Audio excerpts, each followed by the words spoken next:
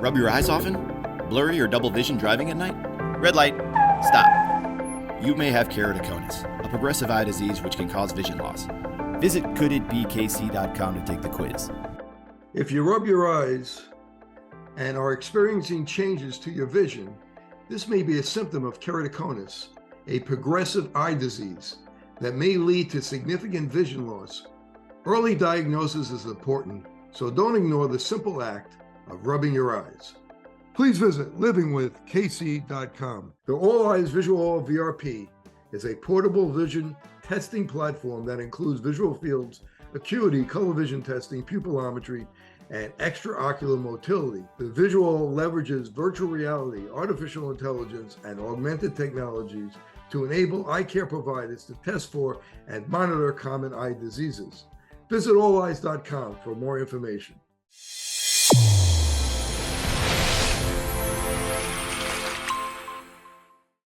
Your eyes and your vision are under attack. Damaging blue light from the sun, your phone, your computer, your tablet, even light bulbs and car headlights is constantly bombarding you. The good news is our eyes actually already have a line of defense to counter the effects of blue light.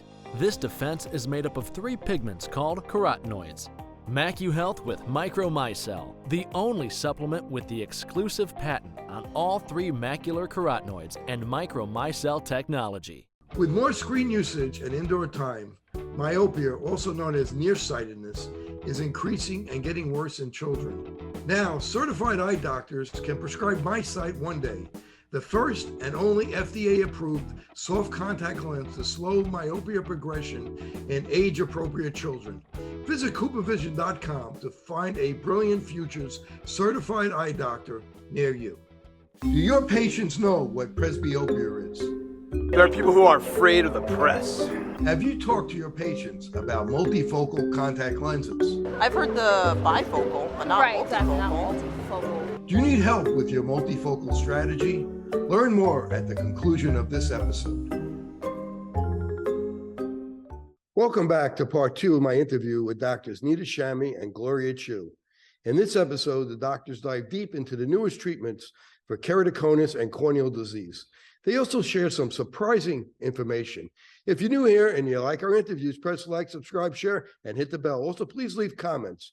Be sure to watch our full-length documentary, Open Your Eyes, on Amazon Prime, Apple TV, iTunes, Google Play, and YouTube Movies and Shows. And tune in to our brand new radio show, Saturday mornings at 9 a.m. Central Time on AM 1280, The Patriot. When we talk about corneal cross-linking, we want to prevent a disaster from keratoconus. Let's talk about RIP and Descemet's membrane, dreaded eye drops. Tell us what that is, and if that happens to a patient, what are they looking at? Dr. Chiu. So corneal eye drops is an unfortunate consequence of just kind of this pressure and bulging in the cornea, typically in moderate to advanced keratoconus patients. So you have a tear in the Descemet's membrane, which allows fluid from the front part of the eye, the aqueous fluid, to enter the corneal tissue. This causes thickening and swelling, and often it looks like a white eye, and typically when the patient wakes up. So they'll wake up and say, I cannot see, I have severe blur, and my eye, the front of my eye looks white. And this is because of the swelling and edema present in the corneal tissue. And it's because of just, as we've discussed already, there's weakening of the cornea tissue as you have this ectasia and bulging and distortion. Sometimes that back layer of the cornea can split. And so it's really debilitating for patients. It can take weeks or months to fully resolve. There are some medications that you can prescribe to expedite the healing of the corneal eye drops. You can prescribe some topical drops such as Miro 128. It's a hypertonic saline solution that helps to draw out fluid from the swollen cornea. You can sometimes also use a topical antibiotic and steroid just to calm the eye. But really, the eye is really out of commission for a couple weeks or months, even depending on the degree of the swelling. And so another reason why, if we can prevent further thinning and bulging, getting to the moderate to advanced stages, we can help to prevent the development of corneal eye drops. Dr. Shamie? Yeah, there's also surgical solution potentially. Again, because eye drops occurs due to a break in the descemes and the fluid gushing into the cornea and causing swelling and edema and blistering and such. We can also put an air bubble in the eye or a gas bubble that is more prolonged, and that can impede the fluid from coming through the descemes and allow for the descemes to heal or fibrose. And that has been effective in speeding up the recovery from eye drops. And it's a really kind of nice and creative way of addressing it. And typically, do these people scar after? Yeah, and I have seen some cases that the scarring has led to improvement of the keratoconus, because what happens is they scar in the area where the steepest part of the cornea was, and the scarring causes fibrosis and shrinking back of the cone. Now, I wouldn't recommend letting the keratoconus progress to that point, but there have been cases where the keratoconus is somewhat improved after the eye drops. At least the cone is not as prominent after. But it's usually a devastating kind of complication, because it's also a sign that your cornea is now so extremely thin that it's extremely fragile, and it may be too thin to have collagen cross-linking. And often patients who have eye drops, the steep cornea is so much that even a scleral lens may be difficult to fit, although Gloria Chiu can fit anyone with a scleral lens. But they tend to be at a point where, the next step may be a corneal transplant. I would agree. I think by that point, if there's significant scarring that happened after the eye drops that doesn't clear up, although it's flatter, sometimes, even though I can fit the eye and I can vault over any irregular cornea, if the scarring is in the visual axis and so debilitating, this is a reason that I would refer for a corneal transplant. Yeah. So we don't want to get to that point. So we want to talk about corneal collagen cross-linking. Dr. Shamie, take us through the procedure, epi on, epi off, which is better? People want to know. Well, the FDA approved approach as of now is the epi off approach to collagen cross-linking. Using the FDA approach, FDA approved light device from Glaukos and the riboflavin, that's all packaged together. So anything else is not FDA approved. Anything else is not insurance covered. So if you're not having epi off using the system that is approved by the FDA, it cannot be submitted to insurance legally. So that's kind of the package. So which is better? As of now, all the clinical trials have shown that epi off is highly effective. There's now studies being done looking at epi on versus epi off, and there's some approaches to epi on, and I'll explain what the difference is, that have been effective. The reason epithelium, or the surface of the cornea, needs to be taken off is because the molecule of the riboflavin that has to bond with the collagen fibers is too big to go between the epithelial cells. So the epithelial cells or epithelial layer of the cornea impedes the riboflavin from penetrating into the corneal tissue, which is an important step of the procedure in order for the collagen to respond then to the UV light that's delivered. And so the epithelium being removed allows for the riboflavin to infuse into the corneal stroma. It allows for the collagen cross-linking to occur in a highly effective fashion. So I'll walk you through the steps. The patient comes in, we do it in our office, most people do. We take him to our actually LASIK suite and lay the patient comfortably on our LASIK bed, and using numbing drops and sterilize around the eyes. We numb the eyes, we sterilize, and we put a sterile drape around the eyes, and I come in and I gently remove the cell layer, the epithelial cell layer of the central, about 8 mm central disc of the cornea. This is not at all painful to the patient. It just feels funny to them. They often kind of tickle and they laugh about it. So it's not a painful step, or none of the procedure is painful at all. And then for the first half hour, so we do it the traditional way that's been FDA approved and published on. For the first half hour, every 2 minutes, we instill a drop of the riboflavin onto the corneal surface. And this is done for 2 minutes. I'm sorry, for 30 minutes, every 2 minutes, a drop is instilled. And I tell my patients to bring their music and an AirPod or listen to a podcast like yours while they're having the procedure done. And then after the 30 minutes, we check to make sure the riboflavin has gone through the corneal tissue by looking for what's called flare, which is kind of this appearance in the anterior chamber behind the cornea.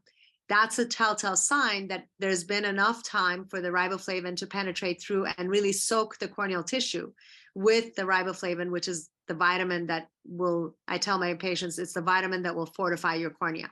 And then after the half hour of that, we then put a lid speculum to keep the eyelid open. And then I start the light treatment. So I bring the light delivery and focus it onto the corneal surface.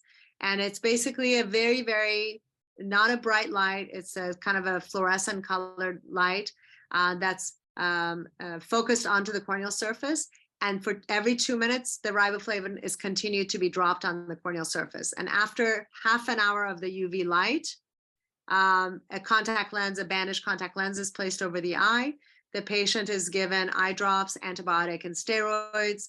I also give my patients a sleeping medication as well as pain medications in case they have discomfort that night. And typically, because these patients are young and they're otherwise very healthy, typically within 2 days, their corneal surface is fully healed, 2 to 3 days maximum. And the discomfort is really mostly that night after the procedure. But because I give my patients pain medications and sleeping medications, they kind of sleep it off. And this is no more painful than, actually it's less painful in my experience than PRK patients. And that is because we're not ablating the tissue. The tissue, the scaffold onto which the epithelium is going to heal back on, it's still intact. And so the epithelium heals really fast in these patients. So in my mind, epithelium off is not dangerous. There's, people talk about the danger of epithelium off because of infection. I have, knock on wood, have not had a single case that has gotten infected with epithelium off collagen cross-linking. And I also feel strongly that in order for us to truly prevent progression of this condition, I got to do it right the first time. You can't dilly-dally around it. And so the fear that is kind of pushed on patients about epithelium off is exaggerated in my mind. And I think under watch, epithelium off can be it is an incredibly safe approach, but more importantly, is the most effective and the most trusted and the FDA approved approach to collagen cross-linking. And there really, for now, is no better way. And so that's kind of my Are you doing both eyes at the same time? No, so I do one eye at a time. I space them about a month apart. Obviously, you need to, Gloria mentioned this, a lot of patients have very asymmetric keratoconus, so not every patient needs bilateral collagen cross-linking. You need to show and demonstrate progression in both, in each eye separately to justify it. But I separate them by about a month or two. The vision, even after the epithelium has healed, the vision tends to fluctuate for the first month and a half or so. And what I tell patients is that your vision will get worse before it gets better. Actually, even the corneal topography becomes steeper before it flattens. And it's really incredible. And the way I describe it to my patients and our optometric network of colleagues is that imagine the collagen fibers are like, relaxing, and then they're rebonding, and they have to kind of really create these stronger bonds. And that process causes relaxation and then tightening. And I've seen 3, 4, 5 diopters of flattening of a corneal, of a keratoconic cornea I saw a patient who was 20/50 uncorrected vision with 3 diopters of astigmatism. At 2 years mark, they came back 20/20 uncorrected. So there's been, I would say half my patients, there's significant reversal of their keratoconus if it's caught early enough in their disease. But it sometimes takes at least 2 months for you to start detecting some flattening. And I have seen continual flattening over 1 to 2 years after collagen cross-linking. And the thickness of the cornea, is that important? It thins, yes. And it's important even going into collagen cross-linking. So you need to have, you need to have ideally 400 microns because the thought being is that if your cornea is thinner than 400 microns, the collagen cross-linking or the UV exposure could potentially be damaging to the corneal endothelium and the lens. Now, I've done collagen cross-linking in corneas that are slightly less than 400 microns thick by thickening it, but there's ways of getting around it. In those cases, I do consider doing epi-on because the epithelium itself has about 50 microns thickness, so it's somewhat protective in those. So in those cases, it's like, it's a last stitch effort. And if I can, I do it, even if it's not going to be as effective, I do epi-on in those cases. But yes, you want the cornea to be 400 microns thick going into collagen cross-linking. And then afterwards, you do see thinning of the cornea. You definitely see thinning of the cornea. It's not that it thins, it actually gets compacted. So even on OCT, if you do that high definition OCT of a cornea that has had collagen cross-linking, it's incredible. You see almost like a Grand Canyon look to it, where the front, the anterior 2/3 of the cornea looks more compacted because the fibers are tightened and strengthened. And do you ever use vitamin C, recommend in the post-op period? I have in the past, but not in my collagen cross-linking patients. I haven't. I have in other types of cases like corneal melts and things like that, but no, I haven't. To decrease haze. Dr. Chiu, can you go over the post-op post-op protocol? Absolutely. So I agree with everything that Dr. Shamie has said. And I did want to comment on kind of the healing process. So after the cross-linking, when the epithelium has healed, because we in our Department of Ophthalmology also only provide the FDA approved version, which is covered by insurance, and also that has been studied vigorously. So we're only offering the epi-off version in our clinic. But, Dr. Shamie mentioned that you'll see vision changes definitely in the first month and a half. And I would say that's the period that you see the greatest amount of change, but it can spill over, I would say, into 3, 4, maybe even 5 to 6 months when you're looking at best corrected vision in your glasses or soft toric lenses. As the cornea is remodeling and getting stronger, you see this demarcation line, which tends to fade. You see, transient haze as part of the remodeling process. You're also going to expect some visual changes as well. It gets steeper within the first month, then it gets flatter. Of course, you're going to expect your glasses to shift. So I typically don't recommend the patient pay for new glasses until we can document a stable manifest refraction over 2 visits. And typically that's around 6 months, although as you said, you can, if you're still getting flattening, that means that the curvature and the prescription's also still changing, which could be gradually for several years. Now, in terms of getting your patient functional and back to work and back in their life and seeing their best, it may not necessarily be in glasses yet. So they can use an old pair, or, if they're desperate, they can change the lenses every couple of months. But with specialty contacts, whether it's soft specialty lenses that are thicker to help mask the front surface irregularity, RGPs and scleral lenses, as long as the epithelium has healed, I am comfortable putting a patient back into their contact lenses. So if it's a scleral lens, they're already trained and you're not teaching them a new technique that could cause trauma to their corneal tissue. They're trained scleral lens wearer. they can oftentimes use their same scleral lens within 2 weeks after the bandage lens has been removed and the epithelium has healed. With RGPs, because it sits on the corneal tissue and rubs and moves on the cornea, you want to make sure definitely that the cornea has completely healed. And at that point, I would say even after 4 weeks, you can get back into an RGP lens. And then soft lenses, you know, although you can wear them safely sooner, the prescription may be changing a bit in the soft lenses, the conventional toric lenses, because the astigmatism is changing. And to the point that, you know, Dr. Shamie made about a patient coming in with uncorrected 20/50 vision, and then a couple years later having greatly improved uncorrected vision. I have seen that before as well, and I think it's remarkable. But I think it's important to, you know, educate our patients that they shouldn't necessarily expect an improved vision after the cross-linking. The intention isn't necessarily to give them better vision like LASIK or refractive surgery, but it can be an added bonus in some patients where we see significant flattening of the cornea. So I've definitely seen that happen myself. I've seen improved best corrected vision in glasses, and patients are happy about that. I've also, on the flip side, seen some cases where it didn't improve at all or even got worse. As we know, with every surgical procedure, you know, there can be complications, including corneal haze and healing challenges. But it's great to know that in some of the patients, they're actually seeing better after the fact.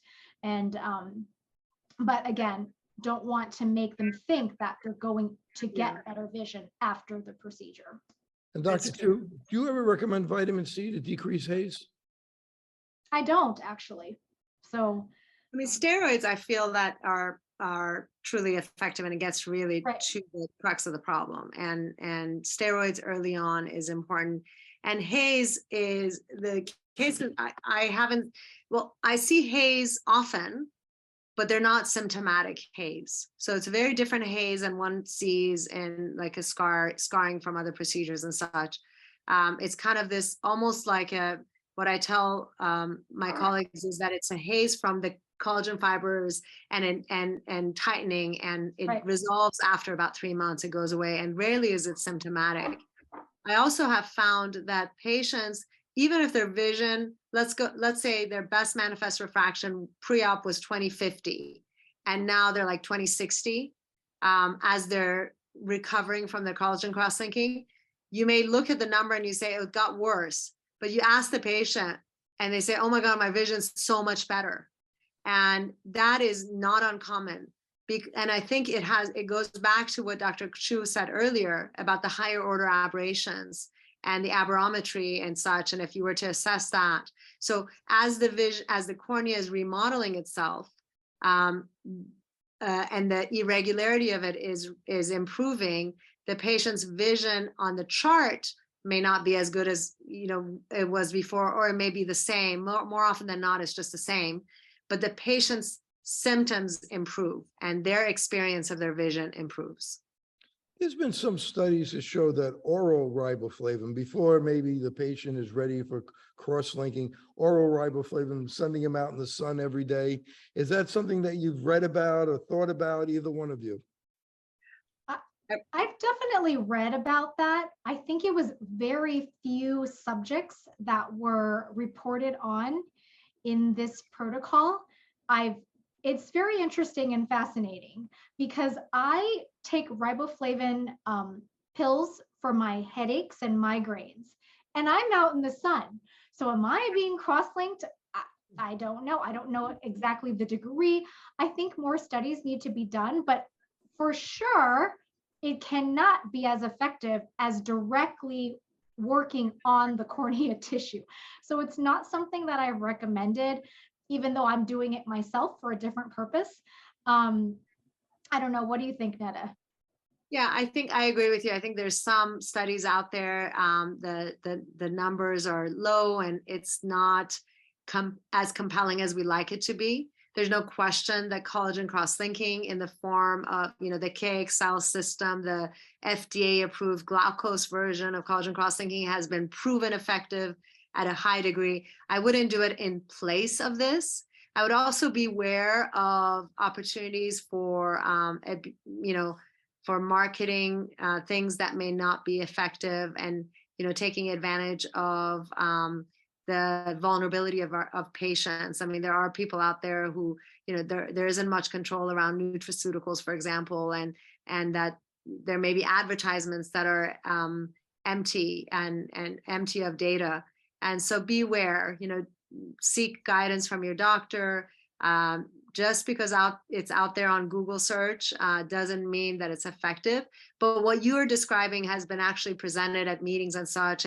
But again, it's at its early stage. It hasn't been found to be as effective as as collagen cross-linking in the form that Gloria and I talked about. So be on the lookout maybe for your children who hopefully will never develop collagen cross-linking, but keratoconus.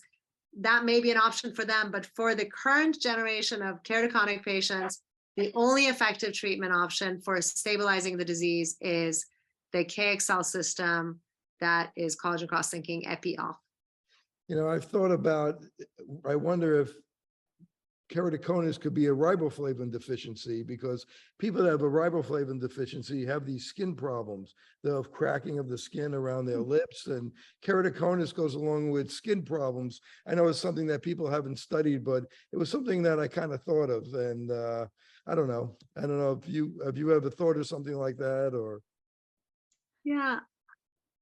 I mean, I don't know that I've made that connection exactly as a riboflavin deficiency, because I think keratoconus is just so multifactorial. It comes from genetics, it comes from the environment. Eye rubbing, as you mentioned, maybe a component of allergic conjunctivitis or eczema is contributing to the rubbing and itching, which may be increasing inflammatory mediators. I don't know that I've thought about it as a riboflavin deficiency, although it's used in cross-linking. I'll have to look into that. I don't know, I thought I'd bring it up, but let's go to corneal transplants.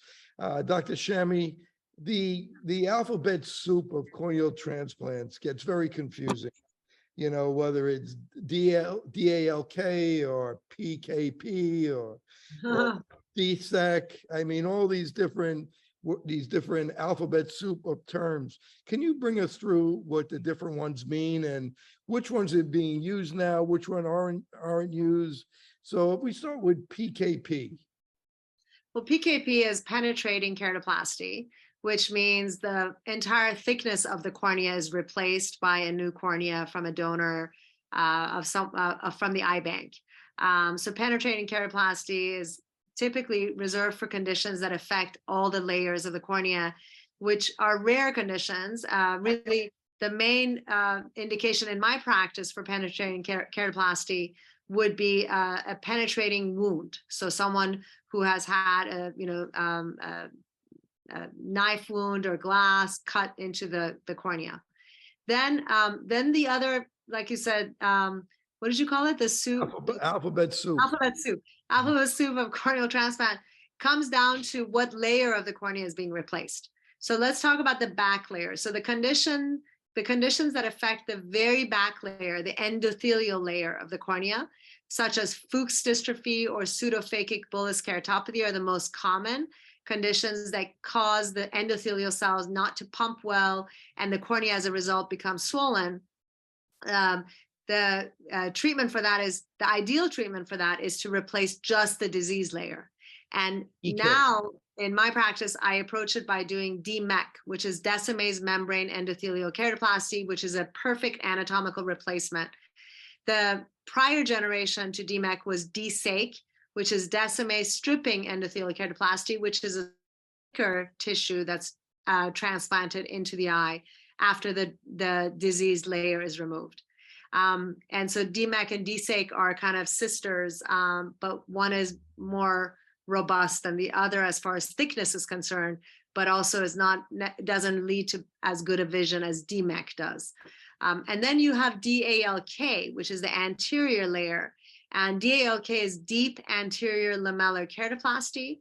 And that's essentially replacing the corneal stroma and the surface epithelium, leaving the endothelium intact for conditions that affect the corneal stroma, but not the endothelium. And the most common indication for deep anterior lamellar keratoplasty would be keratoconus or ectatic conditions, or other corneal dystrophies such as granular dystrophy and others that only cause opacification of the stroma, but the endothelium is intact. And the reason deep anterior lamellar keratoplasty is superior in my mind to penetrating keratoplasty for conditions like keratoconus is because if you leave the endothelium intact, the risk of rejection is significantly improved, because the most common layer of a corneal transplant that often gets rejected is the endothelial layer. So if a patient has keratoconus and they get bad enough that they need a corneal transplant, they absolutely should ask if their surgeon offers deep anterior lamellar keratoplasty, because there's now been numerous studies to show that a patient who has deep anterior lamellar keratoplasty is able to hold on to that corneal transplant usually for the rest of their life, with a risk of rejection being less than 0.1%, 0.1%, 1 in 1,000. But if they have a penetrating keratoplasty instead of a deep anterior lamellar keratoplasty, their risk of rejection is much higher. It could be anywhere from 1 to upwards of 10%. And they tend to need multiple corneal transplants in their lifetime because their endothelial layer, given that it's not their own and it's a donor's, dies out sooner. So a 20-some-year-old, in my mind, who needs a corneal transplant for keratoconus should most definitely have a deep anterior lamellar keratoplasty and not a penetrating keratoplasty. And then one other alphabet soup is FLEC, or femtosecond laser enabled keratoplasty. And that is when I use a laser to create the cut into the cornea, where normally when you do it manually with a blade, it's a vertical cut, and the transplant and the host have a vertical cut or graft host junction, versus using a laser, you can create a zigzag cut. And so it's much tighter wound, much stronger wound, and the contour of that cornea is much better. And my approach to keratoconic patients is I use laser to create a zigzag, and I do a deep anterior lamellar keratoplasty. So it's really the best of all worlds.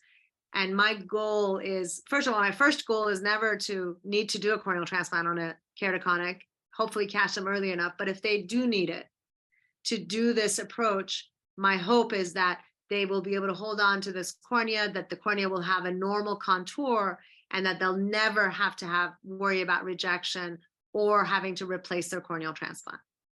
And what's the post-op like? Post-op of a deep anterior lamellar keratoplasty? Yeah, so post-op, there's stitches holding the graft in place.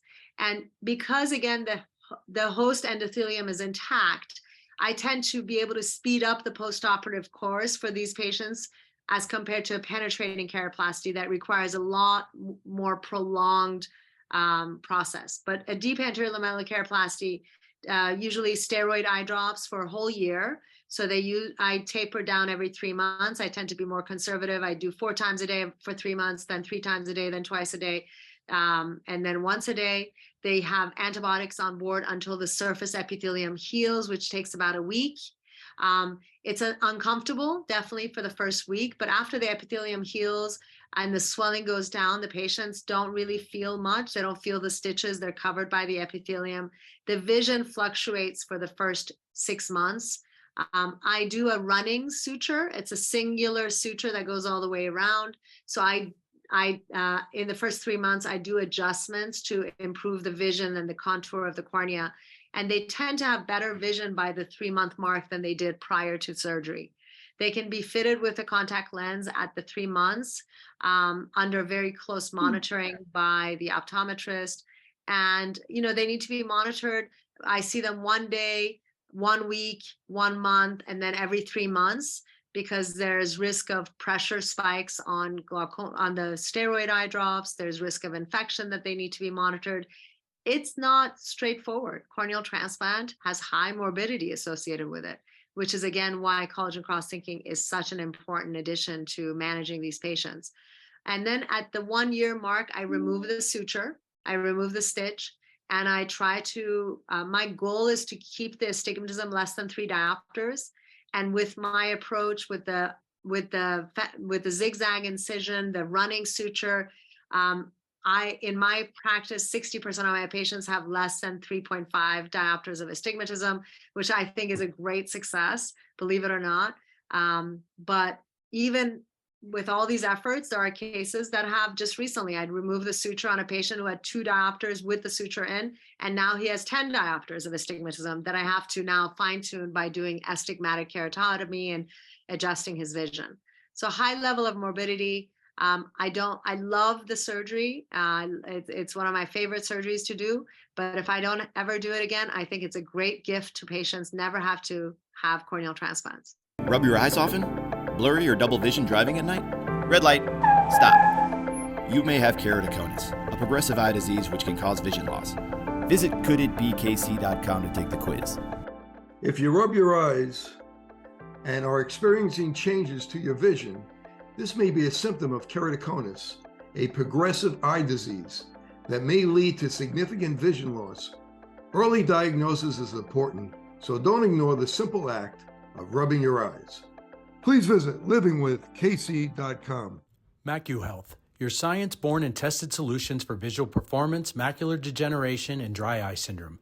New products coming soon. Embrace the science. The All Eyes Visual VRP is a portable vision testing platform that includes visual fields, acuity, color vision testing, pupillometry, and extraocular motility. The visual leverages virtual reality, artificial intelligence, and augmented technologies to enable eye care providers to test for and monitor common eye diseases. Visit alleyes.com for more information. I really appreciate you explaining that because it gets very complicated. Yes. Why I have you here, let's talk about, are you, for refractive surgery, are you doing mostly LASIK? Are you doing SMILE? What are you doing, and what's the pros and cons of each one? Good question. So I'm doing mostly LASIK and PRK and ICL, implantable contact lens.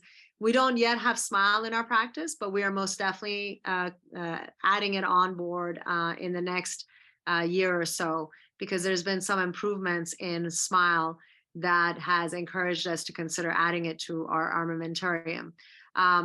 So pros and cons, I mean, pros and cons of LASIK versus SMILE? Yeah, versus SMILE versus PRK. Well, LASIK, let's explain what they are. LASIK is basically a refractive procedure where we ablate the cornea under a flap. So a flap is created. The flap is about 100 microns. And so when you think about a normal cornea is about 550 microns, that flap itself already is about 20% of the thickness of the cornea. So the flap thins the cornea by about 18 to 20%. And then we ablate the cornea under the flap, and we put the flap back on and allow it to heal. If a cornea is a perfectly normal cornea, which most are the ones that we recommend LASIK to, it's a non-issue. But if a cornea already has weakness, then I don't recommend LASIK because I want to hold on to every bit of strength that that cornea has, and that LASIK flap takes away about 18% of that strength. So LASIK is a wonderful option if you are, as a surgeon, are obsessive compulsive like I am in detecting any signs of concern around potential risk of ectasia. Now, what PRK is ablating the cornea on the surface. So you reshape the cornea on the surface without creating a flap. And so whenever there's a patient where you are comfortable saying that they don't have keratoconus, you're comfortable saying they don't have forme fruste, or they may be borderline, and their correction is such that you're comfortable recommending corneal refractive procedure, but you're maybe have an inkling of a concern about ectasia, you could consider PRK over LASIK to further minimize the risk of them developing ectasia. Another situation where you would recommend PRK over LASIK if the patient, so sorry, if a patient doesn't have enough corneal thickness. And so, for every diopter that we need to correct of myopia, we ablate about 13 microns of cornea. And you want to be left conservatively, like I am, you want to be left with at least about 300 microns of residual baseline of the bed of the cornea. So if you don't have enough to allow for the 100 micron flap, I mean, there's all these calculations we do in our head and on paper, then you can consider PRK. There's also patients who are in contact sports who prefer not to have a LASIK flap, so they consider doing PRK. But now with the EVO ICL, which is the implantable contact lens, there's no reason to push the limits of safety. So LASIK is approved for correcting myopia upwards of, much higher than -10, not much higher, I'm sorry. It's approved for correction of, based on the laser you use, -12, -14. But in our practice, we actually don't use LASIK to correct any myopia more than -8.5 or 8-ish, partly because one is I would like not to ablate a large percentage of the corneal thickness, even if all the parameters are normal. And the second reason is because the amount of flattening that it would require to correct a myopia of more than -8 will impact the contrast of someone's vision. So the quality of vision they would get is not going to be very good. So I'm very comfortable moving a patient off the spectrum from corneal-based procedures to the EVO ICL, which is an implantable contact lens, which is a lens that's implanted behind the pupil, and it can correct myopia of -3 to -16 or higher if you want to piggyback LASIK with it too. And it's a wonderful option for patients who don't have enough corneal thickness to allow for LASIK or PRK, who have dry eyes, who you worry about, LASIK or PRK causing further dry eyes, or have form fruste or any concerns, or even keratoconus. Implantable contact lens could be a good option if the patient's keratoconus is on the mild or moderate side. Okay, and then SMILE. So SMILE is a procedure where a small lenticule of tissue is created using a femtosecond laser, and the tissue, the lenticule of tissue, or the sliver, a tiny sliver of like a contact lens shaped tissue, is created using the laser within the meat of the cornea. And then that's then removed through an incision that looks like a smile. And that's why it's a great name also, but it stands for small small intrastromal lenticular extraction. And so you remove that lenticule, and by doing that, you reshape the cornea. And it's the benefits to it, as compared to LASIK, is one, part of the reason dry eye gets worse with LASIK is because when you create the flap, you're you're cutting corneal nerves for that to create the flap. And corneal nerves are important in regenerating epithelial cells and for the body to respond to dryness of the surface of the cornea. And if you cause loss of sensation, dry eyes can get worse. The SMILE procedure, you're cutting a small bit of these corneal nerves on the surface where the density of the corneal nerves are. And so lower risk of causing dry eyes as a result. There's also the thought of ectasia, that there's lower risk. I'm so sorry.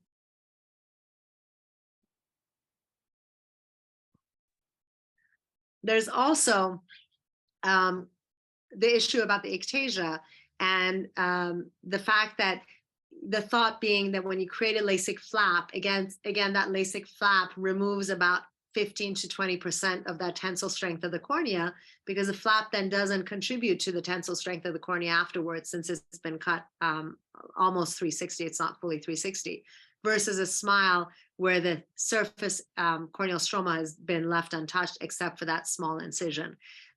There's been studies comparing the two, and there's maybe some benefits in that regard too. But in our practice, we felt like the risk of ectasia is so low if ahead of time you are detecting, with LASIK PRK, the risk of ectasia is quite low in our hands because we are so vigilant about looking for those signs. And we are, again, quite conservative in who we offer LASIK and PRK to. And so the benefit of that theoretical benefit, or even a slight improvement in the risk of ectasia in our hands, in a practice that uses advanced diagnostics, we feel that it's really irrelevant. But what we have seen in studies that they compared SMILE to LASIK is that the quality of vision in the current form of SMILE is not as good as you see with LASIK. Most definitely not short term, and even long term in some studies where some patients had LASIK in one eye and SMILE in the other, they generally preferred their LASIK eye over their SMILE.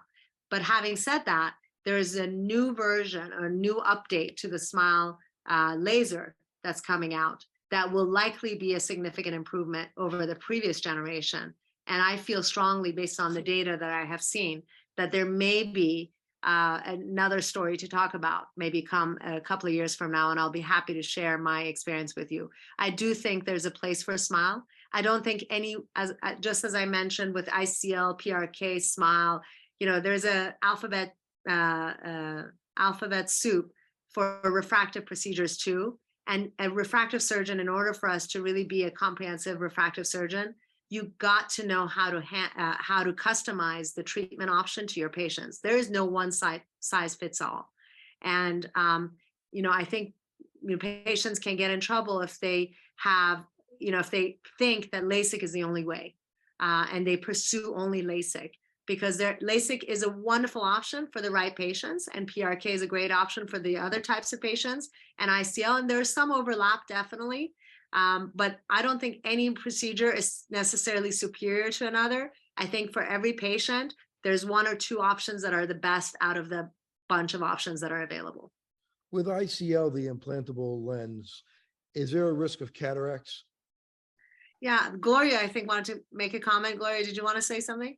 I just wanted to interject to give you a moment to breathe and to say how much I love Neda Shamie, this woman, because you can tell how passionate about corneal surgery and disease and how much she loves what she's doing by giving her an opportunity to speak about the alphabet soup of cornea transplants. And I just had to say that because first of all, you need to breathe.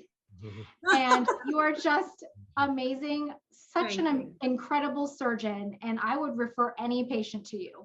And I just want to say that I definitely, all the pearls that you're giving our audience today on corneal transplantation and cornea surgeries is just very, very helpful, and all of it I would agree with.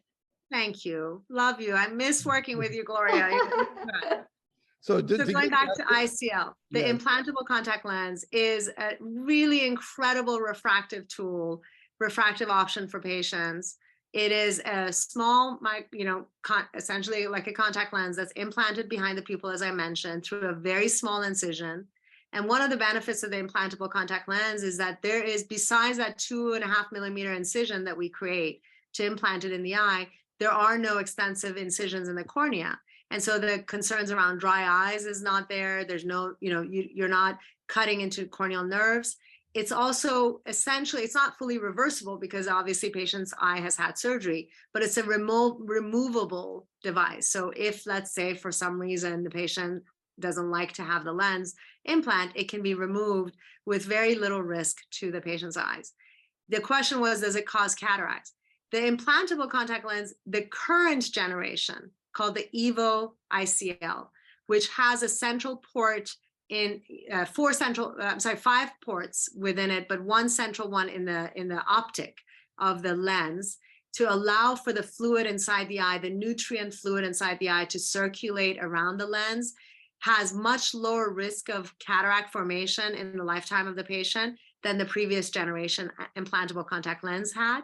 And so if the surgery is done atraumatically, which, every surgeon who does the ICL should really do everything they can to implant this lens with the least amount of trauma to the lens. I mean, I literally am I hold my breath when I'm inserting it to make sure there's no movement, that this lens goes right behind the pupil. It's actually a very simple procedure, especially for me. I do corneal surgeries and such, so I'm very comfortable working in the depth of the eye.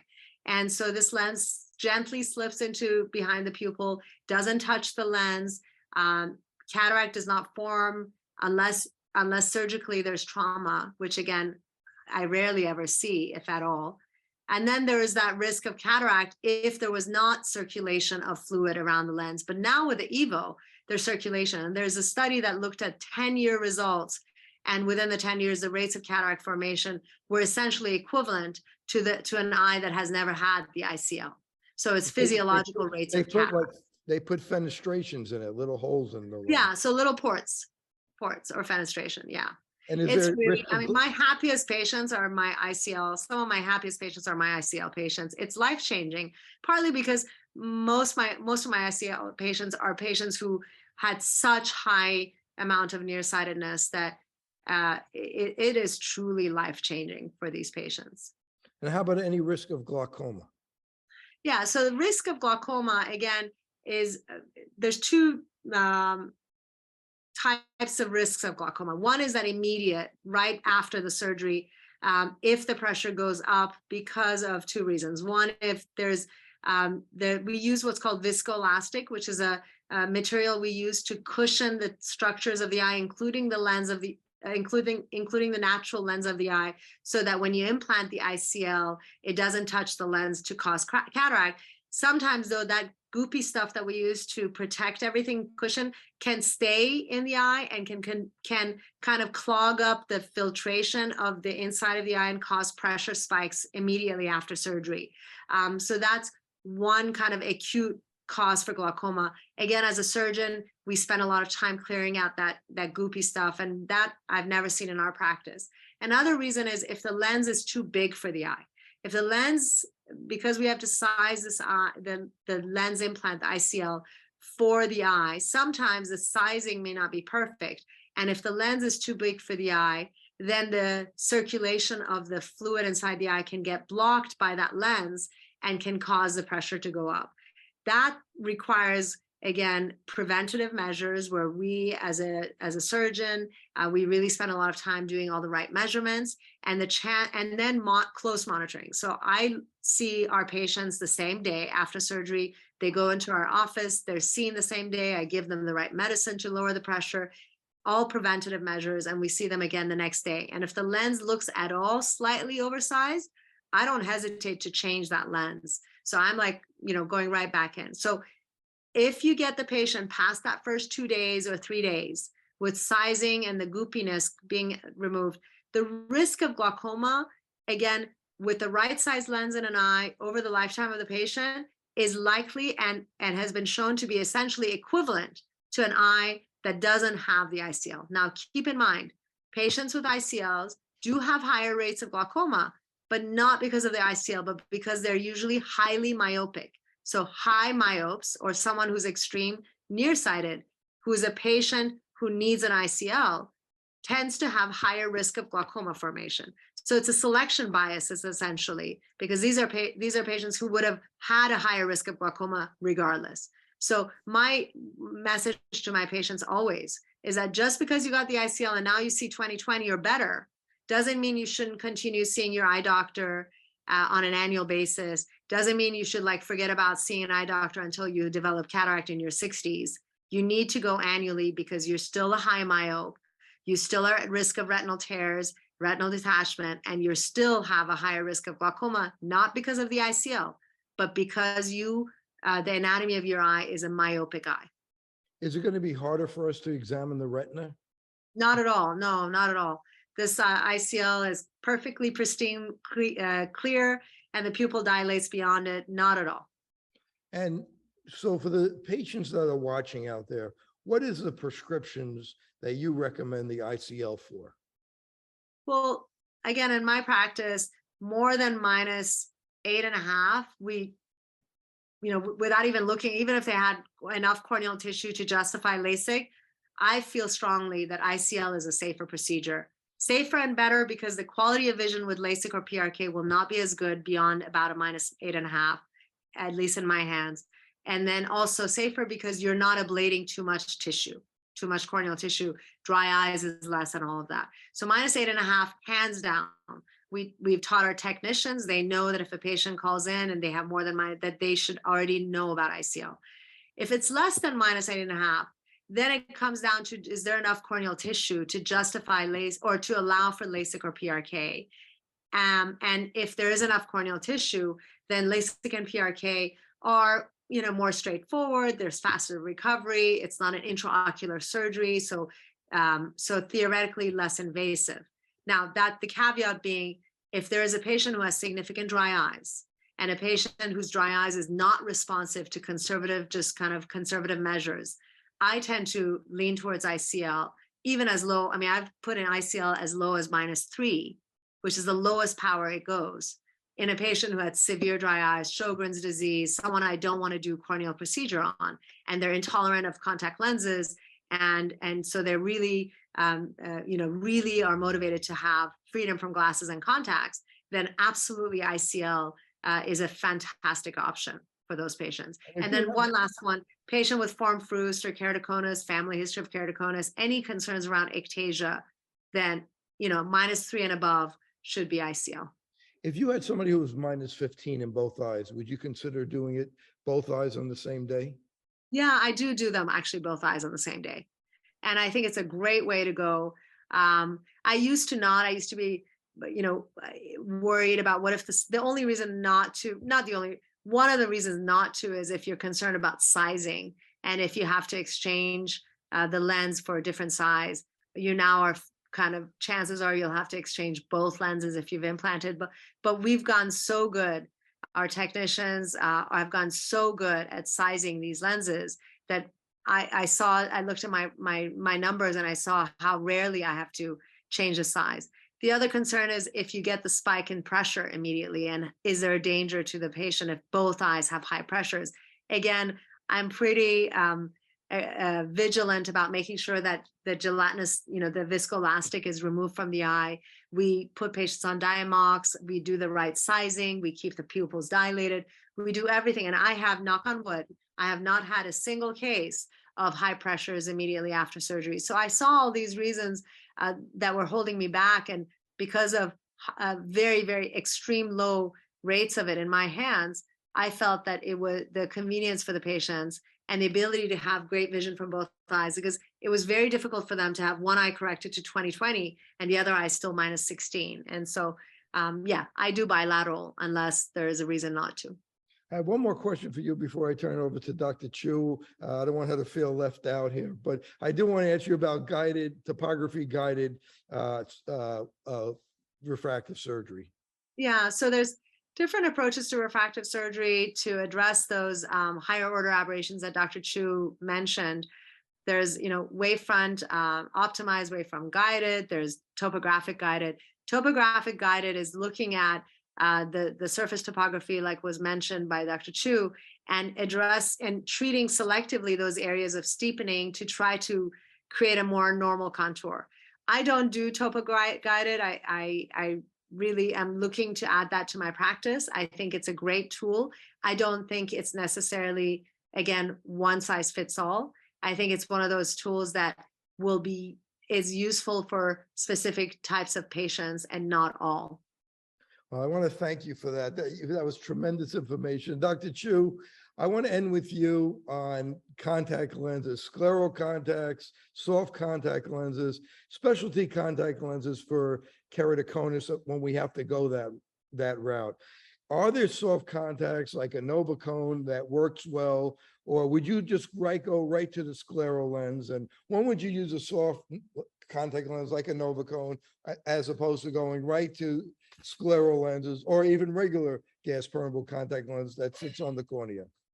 So as with corneal surgeries and procedures, there's not one contact lens that works for everyone. So you really have to understand the patient's profession, what they do, and what their goal is in terms of vision. So as you mentioned, there's a whole range of contact lenses ranging from soft toric lenses to specialty soft lenses that tend to be thicker. And due to the thickness and greater rigidity, it helps to neutralize some of the higher order aberrations on the irregular cornea. Then you have RGPs that are on the cornea and they sit right on the cornea, and there's a tear lens beneath that helps to essentially neutralize the irregular cornea, hybrids, and sclerals. So they're all very different. And I think contact lens selection depends on the presentation of the cornea as well as their refraction. And if you're able to refract well with, and you're getting good vision in glasses, you should stick with glasses or soft toric contacts. If the vision is not satisfactory in glasses or a soft contact, that's when you look at some of the specialty lens options. The first being a soft lens, that they're thicker. You know, they're not as easy to handle as soft toric and conventional lenses. So the Novacone and some of the specialty soft lenses, in a sense, sometimes they're like a mini scleral because they're so thick and you have to balance it on your finger, and sometimes they kind of roll right off and they're harder to apply onto the cornea surface. So there's still a learning curve in using specialty soft lenses, but they tend to be more comfortable than the rigid gas permeable lenses that sit directly on the cornea. As we know, the cornea is one of the most highly innervated tissues on the body and very sensitive to dust, dirt, and a hard piece of plastic. So there's definitely awareness in the beginning, but if the patient can tolerate it, the rigid gas permeable lenses are easier to fit, they're more cost efficient, and they're require less maintenance. So you can clean them, put them on, take them off easier than the modalities of the hybrid and scleral lens. So if your patient can tolerate an RGP, fantastic. The biggest complication with the smaller GPs are that they decenter and they may pop out of the eye easier, especially in the more irregular shaped corneas when the patient's looking to the side quickly or something flies at them, they can dislodge easier than the hybrid and scleral lenses. So hybrid lenses are interesting. They give you better optics with the rigid center, and they're bonded to a soft skirt that aligns, around the cornea. So they tend to be more comfortable than RGPs alone, but they're much thicker and different from soft lenses. So I wouldn't expect patients to feel as comfortable in a hybrid lens as they would a traditional soft lens. Generally, scleral lenses are reserved for more complex cases where patients have failed RGPs, soft lenses, glasses. And, Dr. Shamie alluded to this earlier, but scleral lenses, because of the fluid chamber within the lens, works miraculously for patients with ocular surface disease. So in addition to irregular corneas, scleral lenses are very helpful in patients with chronic dry eye from Stevens-Johnson, graft versus host disease, Sjogren's syndrome, not only irregular corneas like post-transplant eyes or keratoconus, but can greatly help to improve dry eye symptoms. The lens acts like a barrier to protect the cornea. The fluid provides constant lubrication, and you can get really crisp optics with larger optic zones, more stability because it doesn't move like the smaller RGP contacts. So we're really lucky today to have such a great selection and variety of different types of contacts that need to be customized for the patient. Are they an athlete? Are they a college student? Do they have an active lifestyle? Are they retired? Do they, there's a lot of factors that go into deciding the best contact lens modality for a patient, as well as kind of ease of application and removal. Scleral lenses require all kinds of tools. I happen to have some sitting on my desk here. You got to have plungers, you have to have insertion plungers, removal plungers, different fluids to fill the lens and clean the lens. So with every modality, there's different pros and cons, but I'm very fortunate to have access to scleral lenses that work in the most complex corneas that couldn't tolerate soft or RGP lenses. So that's contact lenses in a nutshell. Do you have a favorite brand of scleral lenses? I work with multiple brands. I can't say that I have one favorite.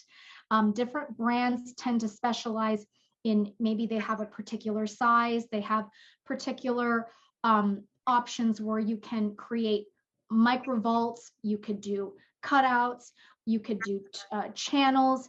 There's even impression molding technology that you can fit very aligned over glaucoma tubes and shunts even. So I think different brands have different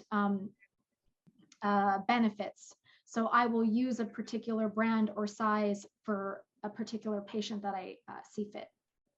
And how well have you done with the soft lenses? For keratoconus patients? Yes. So in the mild forms, fantastic. You know, if they see well with glasses, they can also see well with soft contact lenses.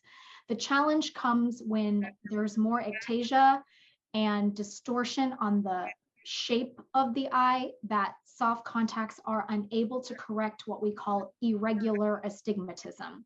And that is contrasted with regular astigmatism, which is in the majority of the people, that can be corrected with glasses and contacts. So as the disease becomes more advanced, soft lenses don't work as well unless you're talking about the custom soft lenses that are thicker and tend to mask higher order aberrations and irregularities better. So the custom soft lenses are a good option for, I would say, the mild to moderate keratoconus patients. Well, thank you for that, Dr. Chiu and Dr. Shamie. It was such a wonderful, you've been so wonderful with your time. Dr. Chiu, if people want to find out more about you, how could they do that? Well, I currently practice at the USC Roski Eye Institute in Los Angeles. I have an Instagram. Gosh, what is my name? I can't even believe I forgot my name. It's just That's what a 2-hour interview will be. Gloria Chiu OD. So it's GLORIA CHIUOD. So you can find me on social media. I literally joined LinkedIn 2 weeks ago. So I'm trying to understand and learn how to use the LinkedIn platform. But I think social media has been such an amazing way to connect. And even for me to stay engaged with Neda Shamie, she was at USC. She now has her own practice at the Maloney-Shamie Vision Institute. And I'm so proud of you. I've learned so much from you. You've been an incredible mentor for my entire career. And it's just been such a dream to be here with you. And of course, Dr. Carrie Gelb, who is moderating everything. So yeah, you can find me, Gloria Chiu OD. And I would most definitely try to find Gloria Chiu, because I send her all my patients who are keratoconics and otherwise. She is incredible, passionate as can be, as you can tell. And we grew up together, although I was already grown before I met you. I've grown old with you and you've grown up. You know, I remember a particular conversation where you said you had to color your hair because of white hairs. And I said, I don't have any white hairs. And you gave me this look. Don't worry, I have plenty of white hairs now that have come with time. And so I feel your pain. It comes with wisdom. At least you both have hair. Well, Dr. Shamie, how could people find out more about you? Well, you're like Gloria was saying, you can find me on our website, Maloney-Shamie Vision.com. You can also find me on Instagram, Neda Shamie MD. I am on LinkedIn, although I don't know. I think I maybe signed in 10 years ago. It's been a long time, so I don't even know if I'm there. But you can most definitely reach out to me, and my email is ns@Maloney-Shamie.com. If you have questions, I'll do my best to answer. But it's such a pleasure to be here with you, Carrie. And thank you again for the treat to have me here with Gloria. Gloria, you and I need to go out for dinner. Let's do and that. lunch and meet up. For And Carrie, sure. maybe we'll invite you the second time we get together. We need to catch up. Yeah. What part of California are both of you in? If you could just- Los Angeles. Los Yeah, Angeles. West Los Angeles. Well, I want to thank both of them for sharing their knowledge. They've been very generous with their time. This is Dr. Kerry Gell for Open Your Eyes. Thank you for joining me today. Until next time. Thank you. Thank you so Thank much. you. Bye, everyone. Rub your eyes often? Blurry or double vision driving at night? Red light, stop. You may have keratoconus, a progressive eye disease which can cause vision loss. Visit coulditbekc.com to take the quiz. If you rub your eyes and are experiencing changes to your vision, this may be a symptom of keratoconus, a progressive eye disease that may lead to significant vision loss. Early diagnosis is important, so don't ignore the simple act of rubbing your eyes. Please visit livingwithkc.com.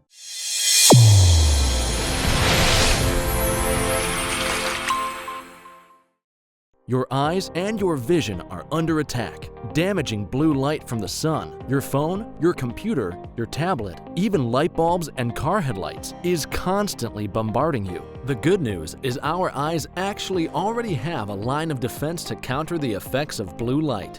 This defense is made up of 3 pigments called carotenoids.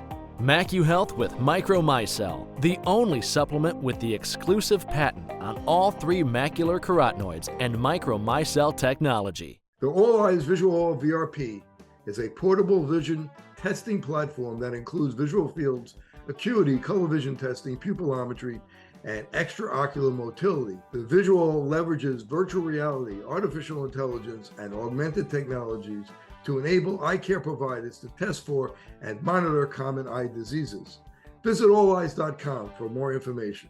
Fitting multifocal contact lenses presents a big opportunity to meet patient needs while growing your practice. Alcon is your partner not only with our innovative portfolio, but through e-learning. Learn to enhance your multifocal strategy today with the Alcon Experience Academy. OIE Broadcasting is the emerging leader in social media. We use scientific entertainment to drive more patients into your office. Visit oiebroadcasting.com and sign up today. Since I bought Safe For You, my dad makes me clean his boat. Es natural y es un buen producto. Every time I go back to school, my mom always makes sure that I have my Safe For You products. I bring extra, and my roommates certainly don't mind. It's a good thing I had Safe For You to clean up after this little guy. When my hands get dry, I like to wash them with Safe For You.